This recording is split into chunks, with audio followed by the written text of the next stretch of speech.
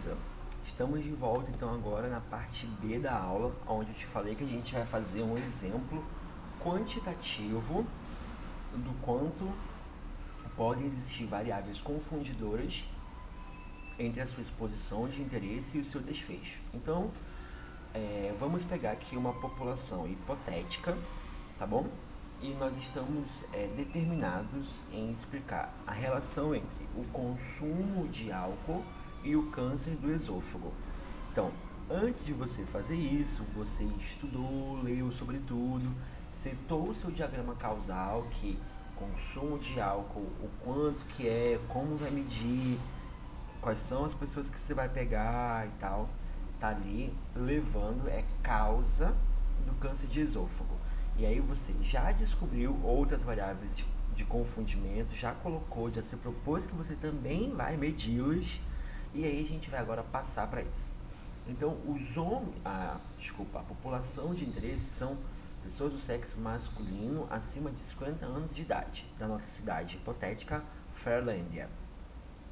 E aí, a gente pegou uma amostra, vejam, de 800 homens e nenhum deles tinha câncer no início do estudo. Nós seguimos esses 800 homens durante 20 anos e não tivemos nenhuma perda de segmento. Então, isso realmente é bastante hipotético. A gente seguiu 800 homens que têm super dificuldade de engajar em estudos e voltar ali sempre para ser medidos e tal. Seguimos esses 800 homens acima dos 50 anos de idade por 20 anos e não perdemos ninguém. Foi assim um acontecimento mesmo na história da ciência.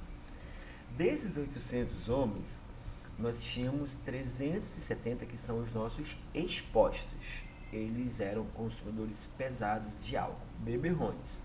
Então a nossa exposição é o consumo de álcool e esse consumo de álcool vai estar dividido entre beber muito ou não beber muito, beber pouquinho.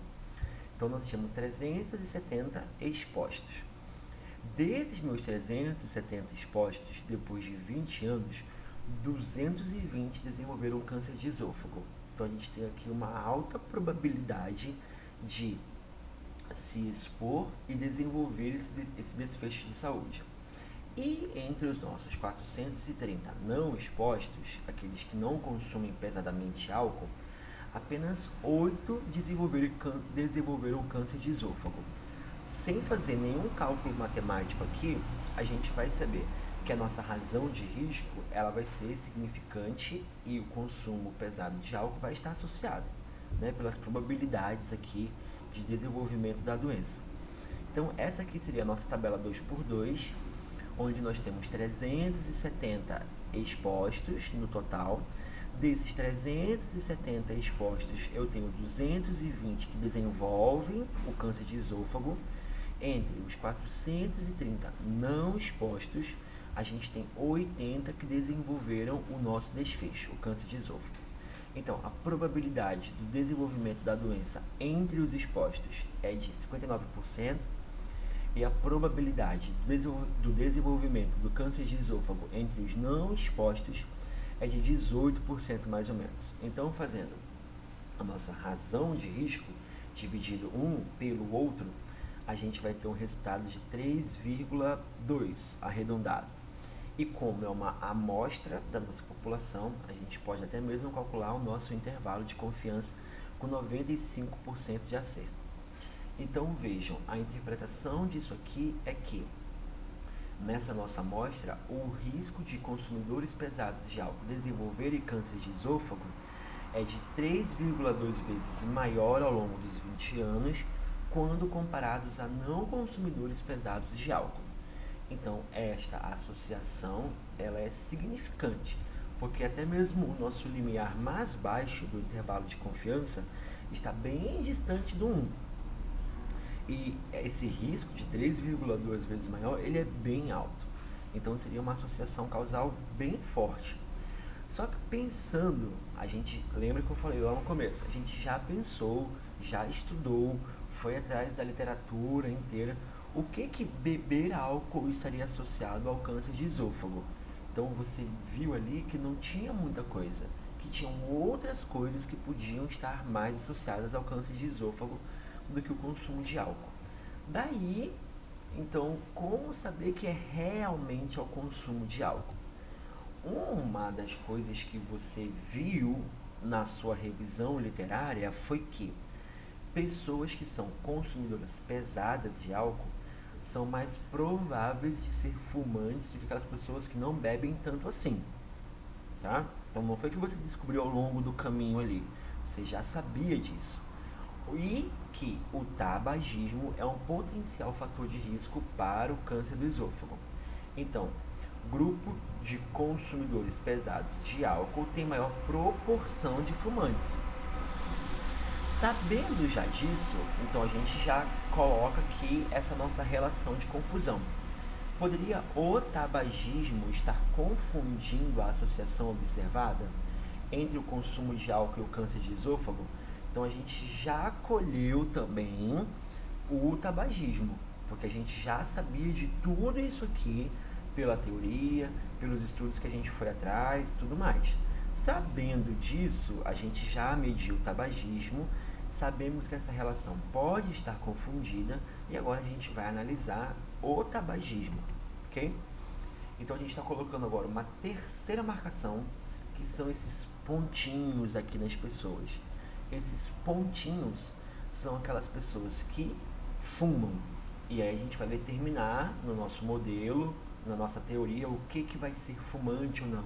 É aqueles que fumam tantos cigarros no mês, ou tantos cigarros no dia, cigarros disso, daquilo e tal. Então agora a gente vai poder refazer esse cálculo, que é entre o tabagismo e o câncer de esôfago, para saber se existe dentro dessa minha própria amostra essa relação confundida. Existindo, a gente vai depois poder desdobrar a nossa análise entre os que consumem muito álcool e fumam, os que consumem muito álcool não fumam, os que não consomem álcool e fumam, e os que nem consomem álcool e nem fumam, que são as pessoas que merecem aplausos. Então a gente vai fazer esse exercício agora quantitativo do quanto o tabagismo pode estar confundindo essa nossa relação. Então vejam, agora aqui na minha linha, na minha tabela 2x2 de expostos, só são bonequinhos pintadinhos, ou seja, a minha exposição agora passou a ser o tabagismo. Então, entre os meus expostos, gente, tá uma barulheira aqui embaixo. Deixa eu fechar a janela, rapidinho.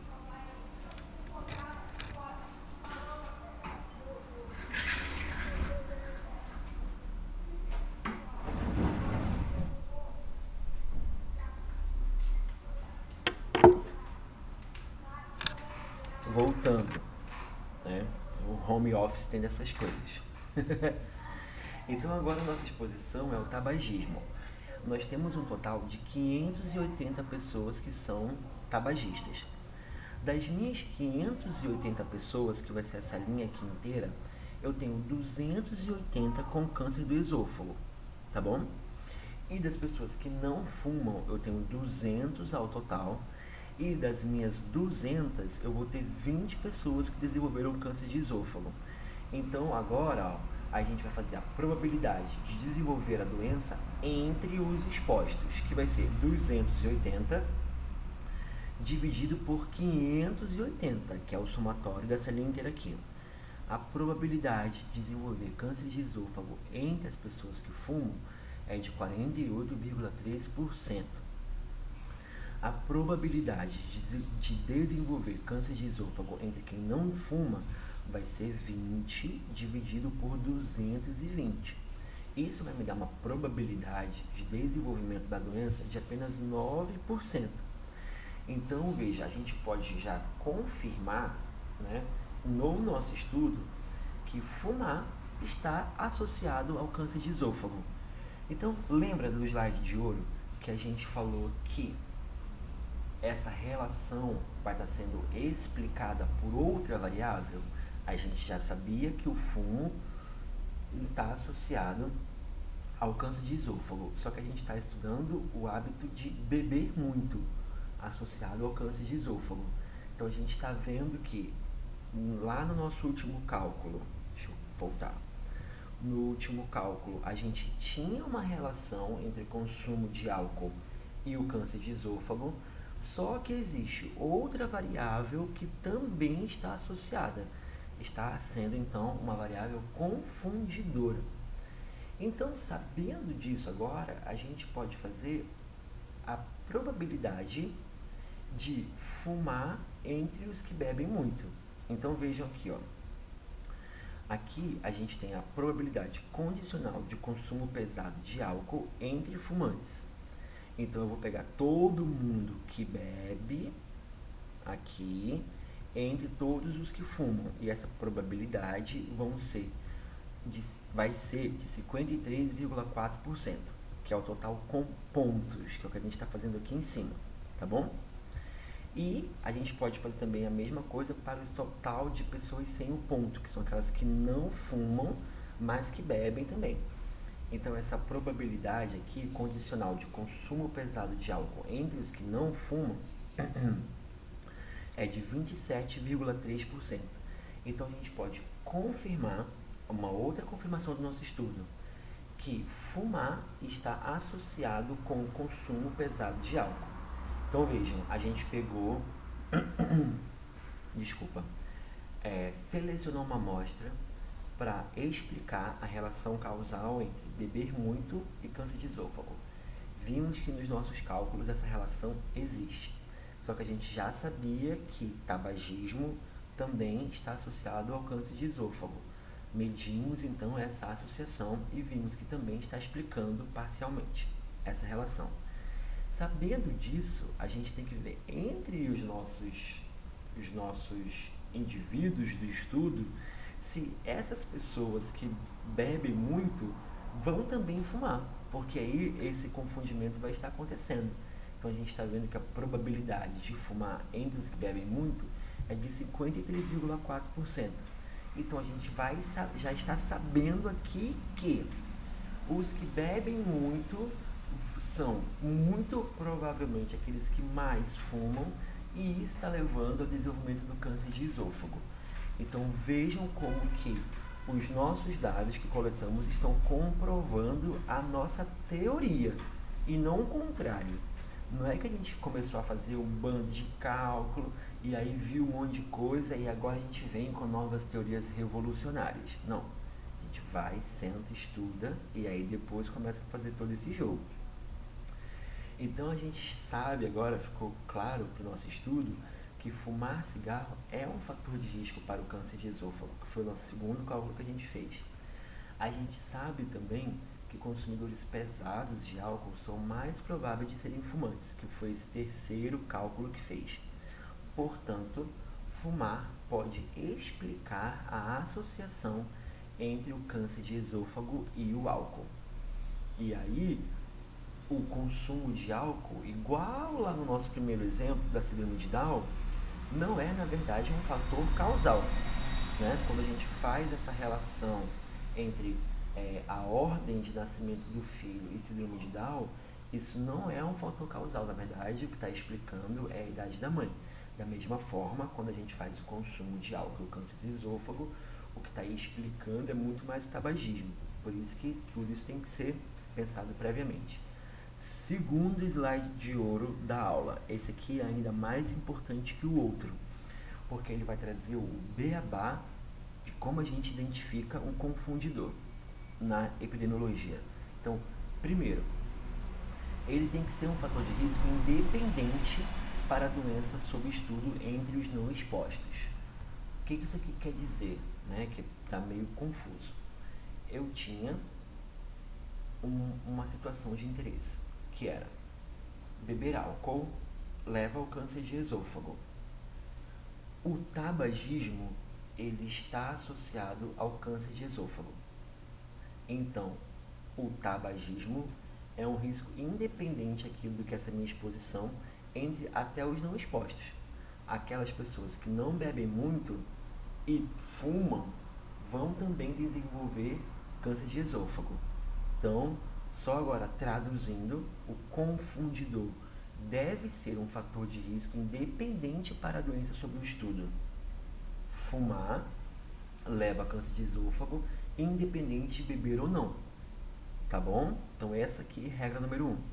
Regra número 2. Deve estar associada com a exposição na base populacional.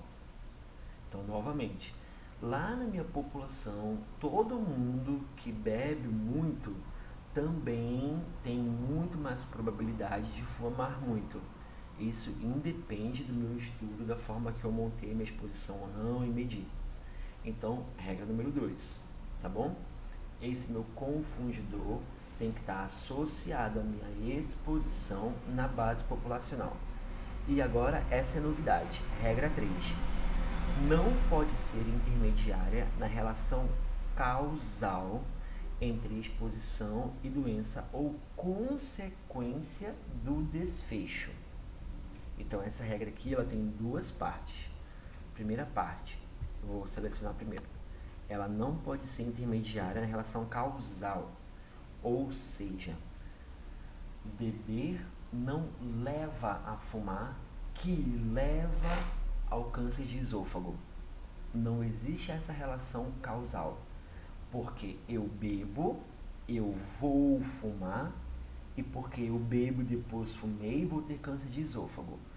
Isso seria uma relação causal. Um está levando ao outro, é causa do outro.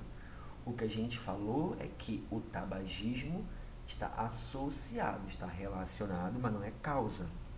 Então, eu não começo a fumar porque eu bebo e aí por isso eu tenho câncer de esôfago. Mas o tabagismo está relacionado a beber muito.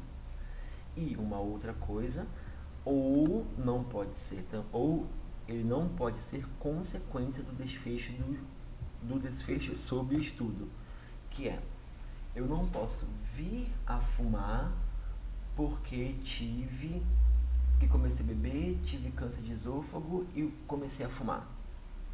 Que aqui fica um pouco mais complexo, mas é porque essas coisas são regras importantes para você definir que isso é uma variável confundidora e não uma variável causal. Tá ok? Então ela não pode estar no meio da relação causal entre a exposição e o desfecho. Eu não fumo porque eu começo a beber. Eu fumo também porque bebo muito. Tá legal?